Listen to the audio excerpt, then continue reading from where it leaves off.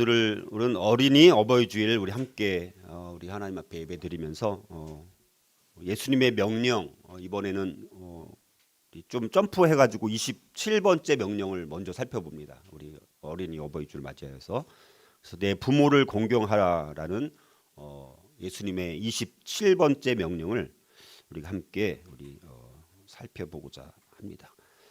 자, 요즘 우리 사회를 무슨 사회라고 보통 합니까? 고령화 사회, 고령화 사회라고 하죠.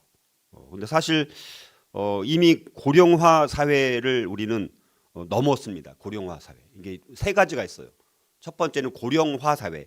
이거는 총 인구 중에서 65세 이상의 인구 비율이 7%에서 14% 이제 미만인 경우. 자, 이런 경우가 고령화 사회입니다. 자, 고령 사회. 근데 그 다음에는 고령 사회입니다. 총 인구 중 65세 이상의 인구 비율이 약 14에서 이제 20%인 경우. 점점 우리는 이미 고령 사회에 이제 들어선 거예요. 그리고 고령 사회 다음에 또 뭐가 있냐면 초고령 사회라는 게 있어요. 초고령 사회. 이거는 총 인구 중에서 65세 이상의 인구 비율이 이제 20% 이상인 경우. 이제 이런 경우가 초고령 사회입니다. 우리나라는 지금 이제 초고령 사회가 아마 내년쯤 되지 않을까 이렇게 이제 예측을 하는 것입니다. 그런데 우리나라는 너무 심각한 것이 이 고령화 사회, 첫 번째가 무슨 사회라고요? 고령화 사회. 그다음에 고령 사회. 그다음에 초고령 사회. 이렇게 이제 이렇게 3단계로 가는데 프랑스 같은 경우는 1864년에서 1979년 거의 100년에 걸쳐서 고령화 사회에서 고령 사회로 넘어갔어요. 그게 거의 115년 걸렸다고 합니다. 그리고 초고령 사회로 가는 데 있어서는 이미 거기는 이제 초고령 사회가 이제 된 것입니다. 프랑스 같은 경우. 그리고 점점 이 선진국에서 스웨덴, 미국, 영국, 일본, 그다음에 우리나라 한국은 이 비교할 수 없을 만큼 고령화 사회에 접어든 것이 이미 2000년대에 접어들었는데 2019년도에 고령 사회가 됐어요. 근데 그 기간이 무려 19년밖에 안 돼요. 그러니까 프랑스에서 115년 걸린 게 우리나라는 19년밖에 안 걸린 거예요. 그러니까 급속도로 고령 사회가 되는 것입니다. 그러니까 일본보다도 더 빨리. 옛날에 일본이 뭐 한참 이제는 고령 사회가 됐다라고 이렇게 막 뉴스에 나왔었잖아요. 그게 이제 우리나라는 그 일본도 24년밖에 안 걸렸더라고요. 근데 우리나라는 더 짧아요. 19년. 그리고 더 심각한 건 뭐냐? 이제 초고령 사회까지로 가는 그 기간이 우리나라는 이제 그것이 보통 막 선진국은 40년, 30년, 44년, 일본도 12년 걸렸습니다. 12년. 그러니까 고령 사회에서 초고령 사회로 가는 게. 우리나라는 내년쯤에 초고령 사회가 되기 때문에 단 7년 만에 고령 사회에서 초고령 사회로 되는 거예요. 그러니까 거기다 우리나라 지금 문제가 뭡니까? 자녀까지 안 난 거예요. 초고령 사회에 진입을 하기 바로 직전일 뿐만 아니라 자녀까지 안 나니까 그러니까 지금 오히려 이 서양 외국 사람들이 유튜버 이런 데 보면 이제 나라가 망하는 나라는 대한민국이 나라가 망할 거다. 이렇게 이제 보는 것입니다. 그리고 65세 이상 그 비율이 이제 점점 20%를 넘어가게 될 거고요. 곧. 그리고 이제 한 3, 40년만 지나면 이제 거의 반 정도가 됩니다. 그러니까 65세 이상이 인구의 반이 되는 거예요. 거기다가 자녀까지 안 나니까 그러니까 외국에서는 2050년, 2070년 정도 되면 우리나라는 거의 소멸될 거다라고 이제 보는 거예요. 지금 그런 심각한 상황인데도 불구하고 지금 이게 구체적인 정말 실제적인 대안이 없기 때문에 정말 우리나라가 앞으로 어떻게 될지 참 걱정되는 그런 상황입니다. 자, 그래서 이제 교회도 이제 문제가 심각한 것이 이 연로한 부모님을 공경하는 것이 이제 점점 더 중요시 여기지 않으면 이제 교회에 고령 인구 또 연로한 부모님이 더 많다 보면 이게 이제 무너지게 되면서 이 사회가 무너지는 게 뿐만 아니라 교회마저도 사실은 이건 심각한 문제라는 것입니다. 사실. 그래서 다음 세대 사역도 중요하지만 사실 우리 어르신 사역도 굉장히 사실 또 중요한 것 같아요. 점점 더. 그래서 어떤 교회는 정말 이 어르신 사역에 더 집중하는 교회들도 있고 또 다음 세대를 중요시하는 교회도 있는데 이 두 가지가 다 중요시 여기지 않으면 교회 자체도 이 소멸 위기에 있다라는 것입니다. 그래서 이 부모를 공경하라는 오늘 이 명령은 이 10계명의 5계명인데 이거는 보통 흔히 아직 어른이 아닌 어린 자녀들에게 적용되고 있지만 근데 이 말씀은 사실은 이 공동체 안에서 어른이 된 자녀와 맺는 언약으로서의 중요성이 있는 말씀이에요. 그러니까 애들에게 적용되는 말씀. 애들이 부모를 공경하라는 것도 물론 적용이 되지만 어른들이 노인된 어른들을 안 보시다 보니까 사실은 초점이 뭐냐면 어른이 된 자녀들, 그러니까 어른이 된 거예요. 이 자녀가 어른이 돼서 그 어른에 또 더 어르신이 있는 거잖아요. 그분들을 향한 이 명령이라고 사실은 볼 수가 있습니다. 그리고 오늘 이것은 우리 10계명의 출애굽기에 나오는 이제 그 말씀과 함께 오늘 더불어서 살펴보도록 하겠습니다. 그래서 이 출애굽을 통해서 새로 출범한 이스라엘 공동체가 온전한 모습이 되려면 어른이 된 가족이 경제 능력이 전혀 없는 부모를 공경하는 것이 필수라는 것입니다. 근데 이 부모 공경의 계명은 자식들은 무조건 부모에게 복종하고 순종하라는 의미라기보다는 오히려 이 계명이 잘못하면 무시될 수 있는 그 부모의 권위를 보호하려고 하는 취지로 우리가 이해되어야 합니다. 자, 근데 옛날 고대 근동 지역에서도요, 나이가 들어서 노동력을 상실해버린 노인들은 집에서 쫓겨나가지고 길거리로 내몰리는 경우가 굉장히 많이 있었다고 합니다. 자, 그래서 이 계명은 이런 상황에 처해 있는 힘없는 이 노부모들의 인권을 보호하는데 그 본래 취지가 있는 아주 중요한 계명이라고 볼 수 있습니다. 그러므로 어떤 의미에서 이 계명은 부모의 권위 아래 자라고 있는 어린 아이들에게 주어진 것이라기보다는 성인된 자녀들에게 노부모님을 어떻게 대해야 하는가에 대해서 말씀하고 있다라는 것입니다. 자, 오늘 이 공경이라는 이 정의를 보면요, 이렇게 정의를 내릴 수 있습니다.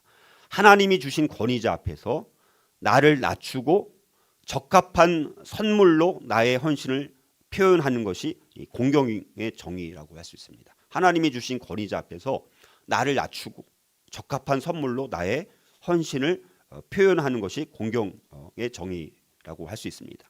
성경은 자녀된 모든 자들에게 부모를 공경할 것을 명령하고 있습니다. 여러 구절에서 부모 공경을 강조하고 있다는 것입니다. 누가복음 2장 51절을 보면 예수님도 부모님인 마리아와 요셉에게 순종했다라고 말씀하고 있습니다. 하나님의 아들이신 예수님조차도 우리 부모를 순종했다 이렇게 말씀합니다. 그리고 출애굽기 20장 12절 내 부모를 공경하라 그리하면 내 하나님 여호와가 내게 준 땅에서 내 생명이 길리라 이렇게 우리 5계명으로 나와 있습니다.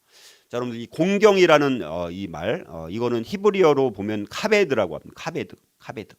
근데 이 카베드라는 이 공경이라는 히브리어 말은 무슨 의미냐면 무겁다라는 뜻입니다. 무게를 둔다, 무겁게 여긴다, 영화롭게 하다, 존중하다.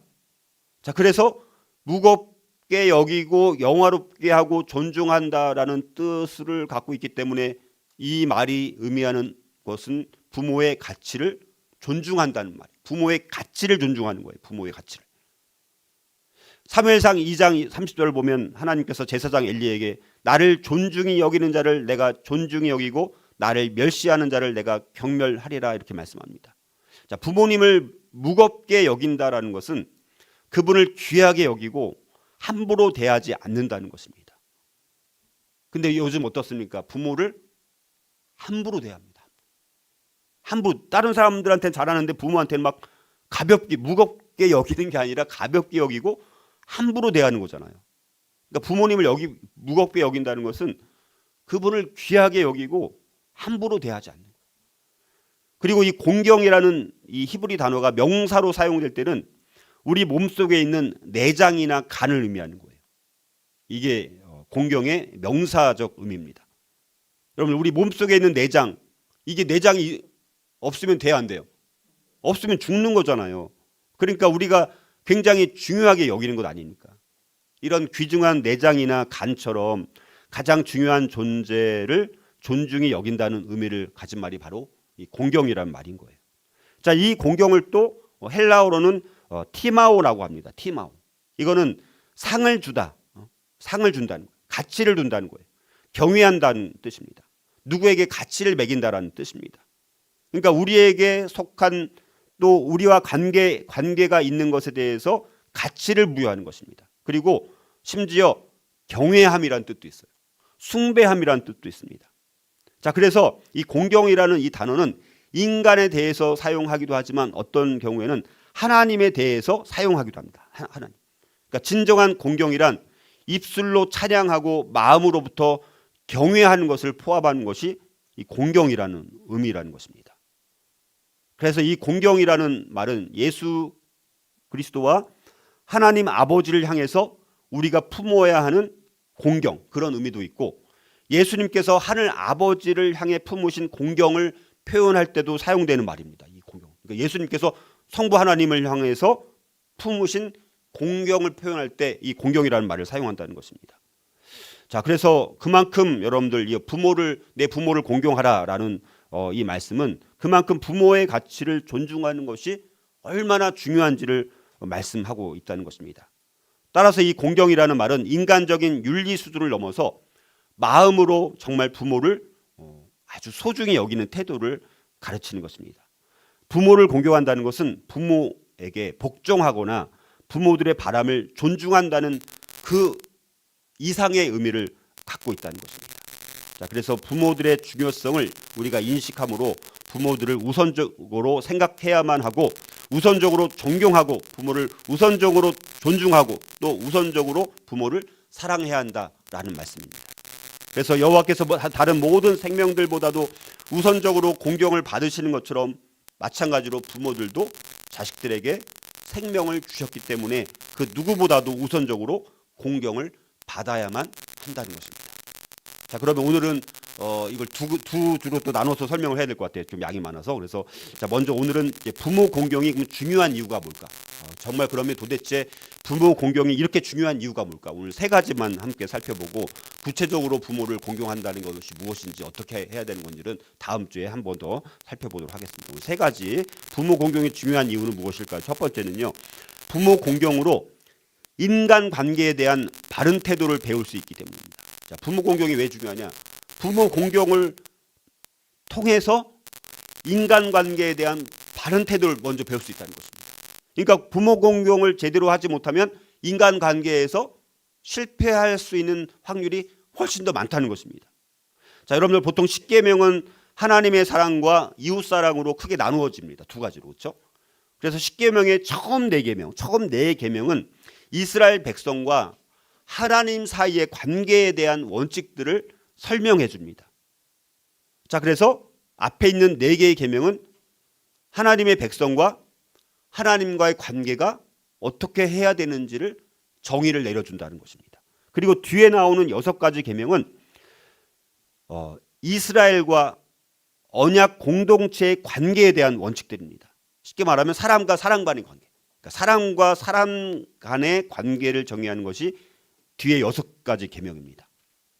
자, 그래서 뭐 확실한 건 아니지만 십계명 두 돌판이 있잖아요. 그래서 어떤 학자들은 5번째 계명부터, 그러니까 앞에 첫째에서 넷째까지 한 돌판, 그다음에 5번째 계명부터 또 나머지가 두 번째 돌판, 이렇게 아마 새겨졌을 것이다라고 이렇게 이제 보는 사람들도 있습니다. 물론 유대인들은 5개로 이제 봅니다. 그 두 번째에서 설명을 드릴게요. 자, 그러니까 십계명의 제5계명에서 하나님과 그 백성들의 관계, 하나님과 백성들과의 관계로부터 이제는 다시 뭘로 전환됩니까? 하나님의 백성들, 사람과 사람 간의 관계로 전환되고 있다는 것입니다. 몇째 계명부터? 5째 계명부터. 그러니까 내 부모를 공경하라라는 이 5번째 계명을 통해서 이 명령의 주제가 하나님과 백성들과의 관계에서 이제 인간과 인간과의 관계 속으로 주제가 바뀌고 있다는 것입니다.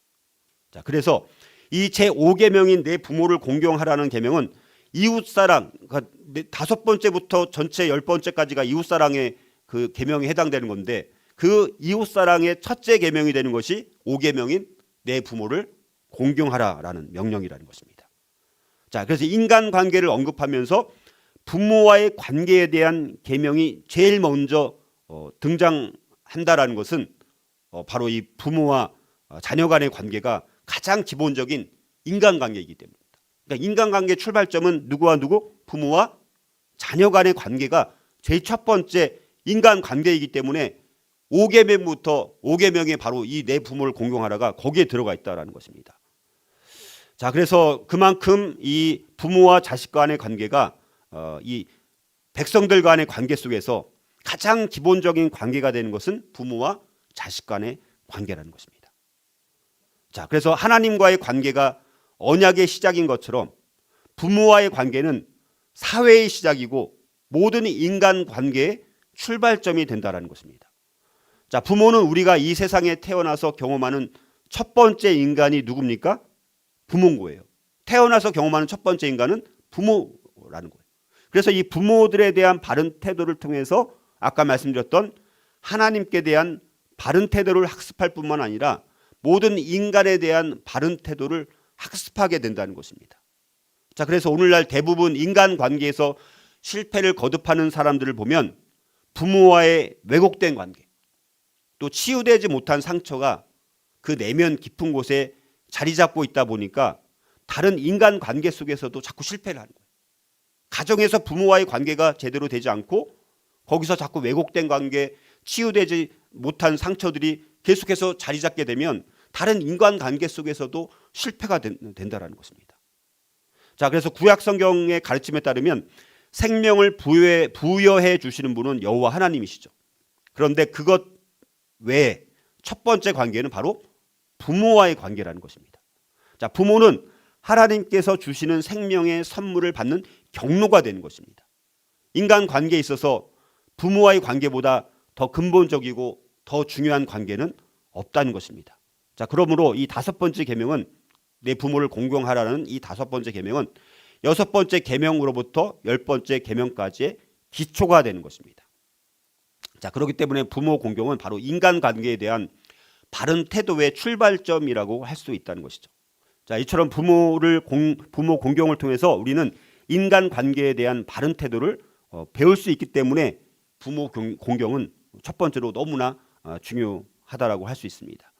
부모 공경이 되지 않는 사람들은 다른 인간 관계에서도 실패할 가능성이 아주 높아진다는 것입니다. 자, 우리 자녀가 인간 관계가 좋은 사람으로 키우고 싶다면 우리 가정에서 저와 여러분 부모님을 공경하는 자녀로 우리가 키워야 되는 것입니다. 자, 그러기 위해서는 말로만 하는 것이 아니라 어린 자녀들은 또 어른들이 우리 교회에서도 마찬가지입니다. 가정에서도 마찬가지고. 그래서 우리가 연장자를 공경하는 모습들을 본을 자꾸 보여줘야 되는 거예요. 그래야지 어린 자녀들이 배우는 거예요.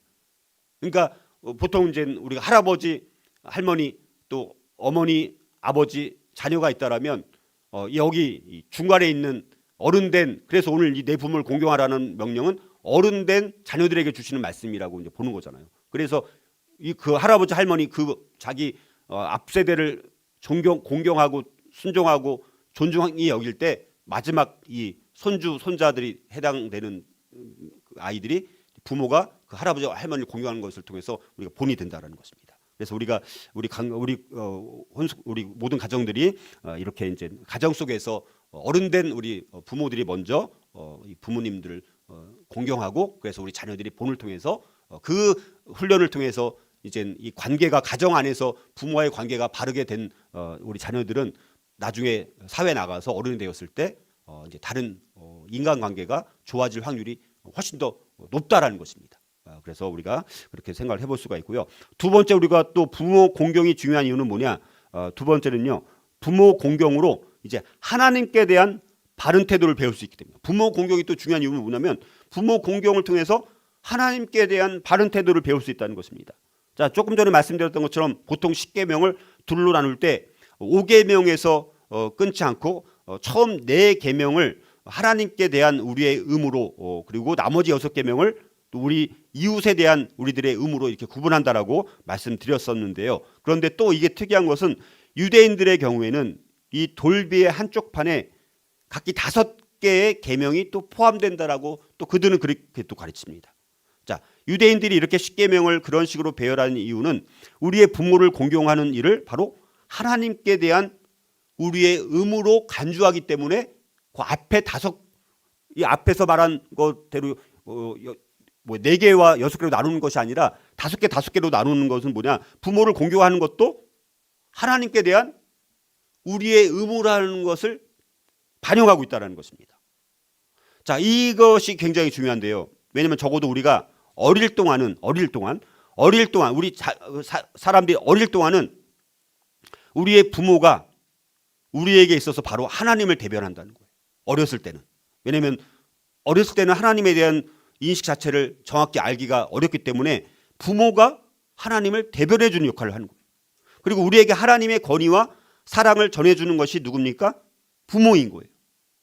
그래서 우리가 부모를 공경한다는 것은 하나님께서 또 주신 권세를 인정한다는 말입니다. 하나님과 언약을 맺은 백성들의 생활 속에서 부모를 공경하고 존경하는 일이 그처럼 중요성을 갖는 이유는 바로 부모의 권세가 하나님께로부터 위탁받은 권세이기 때문이라는 거예요. 그러니까 우리가 내 자녀지만 내 마음대로 키우는 게 아닙니다. 하나님께서 맡겨주신 청지기로서 하나님의 말씀대로 양육하는 것이 우리가 위탁받았기 때문에 그렇게 하는 것입니다. 자, 그러므로 우리가 부모를 순종하고 공경할 뿐만 아니라 사랑하고 존중해야 된다는 것이고, 레위기 19장 1절에서 3절 말씀을 보면 너희는 거룩하라. 나 여호와 너희 하나님이 거룩하니라. 너희 각 사람은 부모를 경외하라. 이렇게 이제 말씀을 합니다. 자, 성경의 저자들에게 특별히 아버지와 아들의 관계, 물론 이거는 엄마와 딸의 관계도 마찬가지지만 그러나 아버지와 아들의 관계는 성경의 그 기록에 있어서 굉장히 중요합니다. 자, 성경이 하나님과 이스라엘의 관계를 아버지와 아들의 관계로 묘사하는 것을 보아도 우리가 알 수 있다는 것입니다. 자, 아들은 그래서 아버지를 공경해야 하는데 성경에서 공경하다라는 개념은 주의 백성이 하나님을 향한 자세를 묘사할 때 자주 사용되는 것입니다. 그래서 주로 이 공경이라는 말은 하나님의 백성들이 하나님을 향한 자세를 주로 묘사할 때 사용되는 말이 바로 이 공경이라는 말입니다. 그러니까 부모들을 대할 때 마치 하나님을 대하듯 공손히 대하고 존중히 여겨야 된다라는 것을 말씀을 하는 거예요. 그러니까 자, 그래서 구약 시대의 언약 공동체 안에서 부모를 멸시하고 업신여기는 것은요, 심각한 범법 행위에 해당되었다라는 것입니다. 심지어 부모에게 반항하는 것은 죽음에 해당되는 죄악이었습니다. 죽음. 여러분들 지금은 자녀들이 부모를 막 막대하고 함부로 대하고 이렇게 하는데 그렇게 반항했을 경우 구약 성경 말씀에 의하면 그거는 죽음이에요. 죽음. 부모를 거역하고 반항한다라는 것은. 그 이유는 뭡니까? 부모에 대한 멸시와 반항은 곧 하나님께 대한 불순종을 의미했기 때문이라는 것이죠. 부모는 우리가 이 세상에 태어나 경험하는 첫 번째 인간으로 부모들에 대한 바른 태도를 통해서 궁극적으로 하나님께 대한 바른 태도를 학습하게 된다는 것입니다. 하나님을 온전히 신뢰하지 못하는 사람들을 보면요, 이 부모와의 관계 속에서 왜곡된 관계, 치유되지 못한 상처가 또 내면 깊은 곳에 자리 잡고 있을 경우에는 하나님을 또 온전히 신뢰하지 못합니다. 그러니까 이 부모와의 왜곡된 관계, 치유되지 못한 상처가 있으면 인간관계에도 잘 못할 뿐만 아니라 그것이 왜곡되면 하나님을 이해하는 데 있어서도 큰 장애가 된다는 것입니다. 문제가 되는 거예요. 그 부모로부터 받은 그 상처 때문에, 그 부모의 왜곡된 모습 때문에 그 부모는 하나님을 대변해 주는 역할을 하기 때문에 그것이 어려서부터 그런 게 상처된 치유로 많이 남은 사람들은 하나님을 제대로 신뢰하는 것에 있어서도 큰 장애가 된다는 것입니다. 특별히 부모 또 아버지는 하나님의 대리자, 그림자 역할을 한다는 것입니다. 자, 그래서 부모와의 관계가 바르지 못하면 하나님과의 관계를 맺는 데 있어서도 일정 부분 큰 장애가 될 수 있다는 것입니다. 자, 그래서 어려서부터 부모에게 순종하고 공경하는 것을 배운 자녀들은 성장해서도 이제 세상 권위자들뿐만 아니라 바로 하나님께도 자연스럽게 순종하고 공경할 가능성이 더 높아진다라는 사실입니다. 그러니까 만약 눈에 보이는 부모를 공경하는 자녀로 키울 수 있다라면, 그래서 정말 눈에 보이는 부모를 공경하는 자녀로 키울 수 있다면 그런 자녀들은 보이지 않는 하나님을 더 공경하고 신뢰하는 자녀로 키울 수 있는 가능성이 훨씬 더 많아진다라는 것입니다. 그래서 우리 가정 속에서 정말 우리 자녀들이 매일매일의 삶을 통해서 부모를 공경하는 것이 훈련될 수만 있다라면 그것은 바로 하나님께 대한 바른 태도를 배우는 일석이조의 훈련 효과가 있게 된다는 것입니다. 특별히 우리 홈스쿨링하는 우리 가정들이 이제 부모를 공경하는 이것을 통해서 우리가 세상에 나가서도 인간 관계 속에서도 바른 관계를 맺을 수 있고 또 하나님을 향해서도 바른 관계를 맺을 수 있는 통로가 우리 가정에서 부모를 공경하는 이 훈련을 통해서 정말 그렇게 될 수 있기를 주님의 이름으로 축복합니다. 자, 마지막으로 또 부모 공경이 중요한 이유는 뭘까? 세 번째, 부모 공경으로 양적인 질적인 행복을 누릴 수 있기 때문입니다. 자, 부모 공경이 왜 중요하냐? 우리가 양적인 행복을 누리거나 질적인 행복을 누릴 수 있기 때문이라는 것입니다.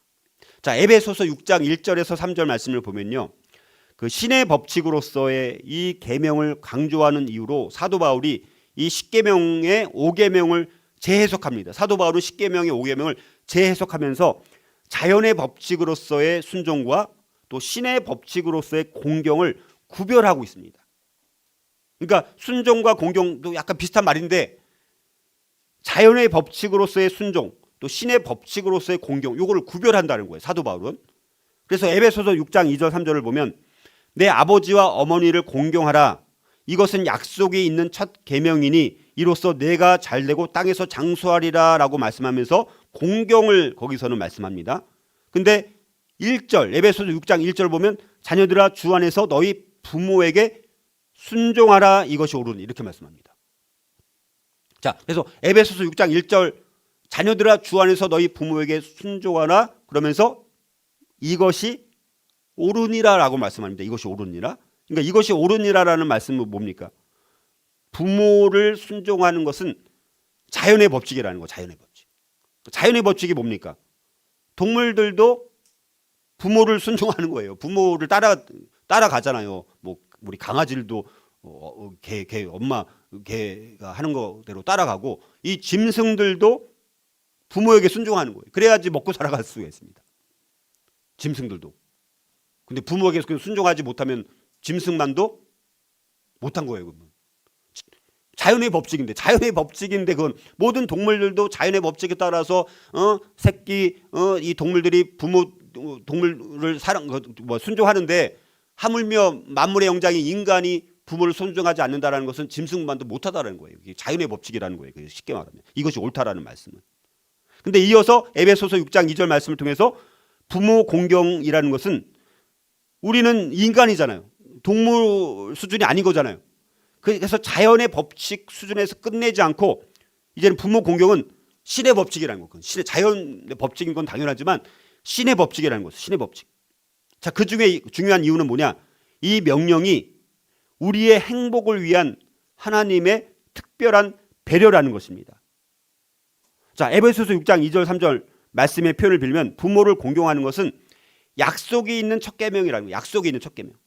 다른 계명에는 없는데 유일하게 이 계명에만 부여된 축복의 약속이 있다는 거예요. 이 부모 공경에는.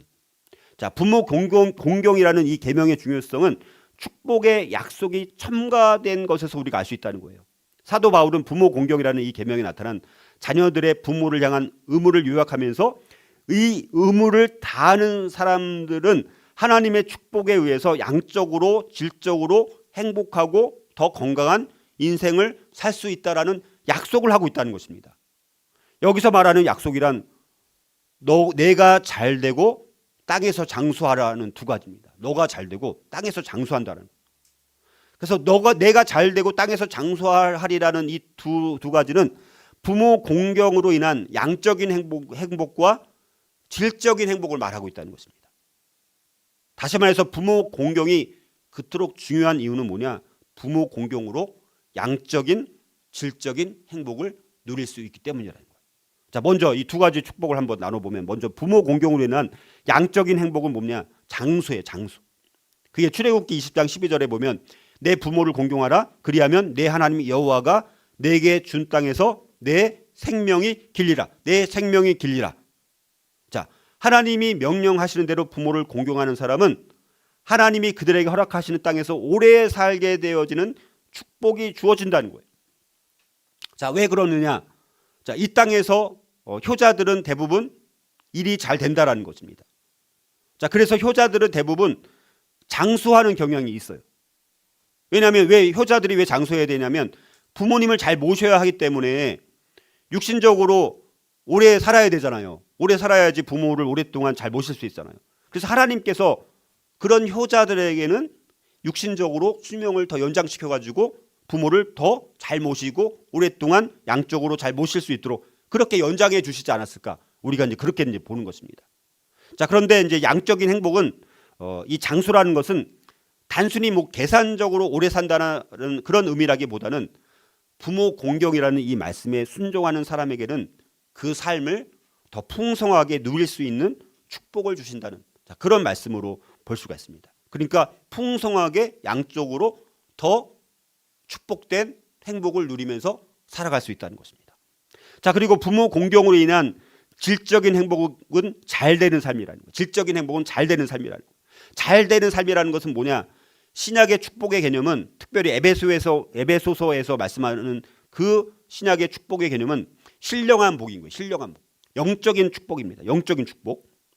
그래서 내가 잘 되고라는 말씀은 무엇이든지 잘 풀릴 것이라는 그런 물론 의미도 어느 정도 있지만 영적으로 우리가 잘 되어서 우리의 질적인 삶이 축복이 임한다는 거예요. 우리가 진짜 질적인 행복은 뭡니까? 영적으로 축복을, 영적인 축복, 영적인 축복. 이거를 우리가 말씀하는 것입니다. 자, 이렇게 부모를 공경해야 하는 이유는 부모를 공경함으로 삶을 더 충만히 누릴 수 있는 축복뿐만 아니라 신령한 복, 영적이고 질적인 축복을 누릴 수 있기 때문이라는 거예요. 그래서 저와 여러분이 이 땅에서 진정한 양적인 행복과 질적인 행복을 누리는 비결은 뭡니까? 부모를 공경하는 것입니다. 땅에서 진정한 행복을 누리기 위해서 자녀가 해야 할 일은 바로 부모를 공경하는 것이라는 것입니다.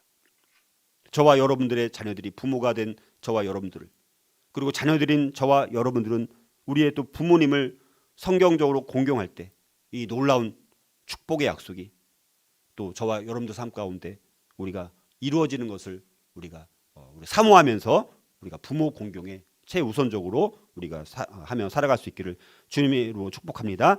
자, 그래서 오늘 이 부모 공경이 왜 이토록 중요한지 그 이유를 중심으로 오늘은 살펴봤고요. 그래서 가장 쉽게 생각하는 것은 공경한다라는 것은 무겁게 여긴다, 가치를 둔다, 최우선적으로 중요하게 여기는 이런 의미를 우리가 생각하면 좋겠습니다. 그래서 우리가 특별히 우리 어린이 어버이 주일을 맞아서 이거는 우리 아이들에게만, 우리 자녀들에게 막 적용시키고 강요하는 것이 아니라 어른된 성인된 자녀들이 된 이 부모가 그 앞세대의 부모를 공경하는 본을 통해서 또 우리 어린 세대가 그것을 통해서 본을 통해서 모범을 통해서 사례를 통해서 또 우리 부모를 공경하는 것을 통해서 우리 교회 1세대, 2세대, 3세대 온 가족이 함께 이런 부모 공경을 통해서 양적인 질적인 축복을 누릴 수 있기를 주님의 이름으로 축복합니다.